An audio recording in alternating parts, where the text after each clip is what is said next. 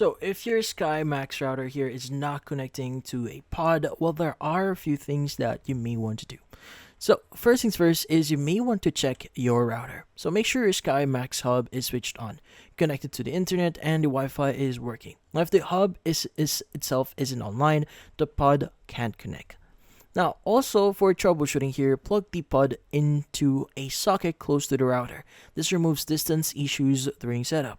Now, when you first plug it in, the pod light will flash. Give it a few minutes. If it never goes solid, it's not pairing yet. Now, you want to go and just unplug the pod, then restart the Sky Hub by turning it off for about 30 seconds and back on. Now, once the hub is stable, plug the pod back in. Now, if it's still not won't connect here, press and hold the reset button on the pod, usually on the side or back here, until the light flashes, then release it. Now, this clears all pairing attempts. Now, you want to go and just open the Sky Broadband app here, go to Wi-Fi section, follow the instructions to connect the pod, and this ensures the hub recognizes it.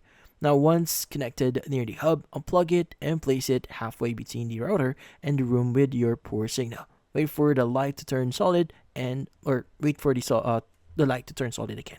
But that's about it. So hopefully this video was able to help you like and subscribe to our channel. Thank you for watching.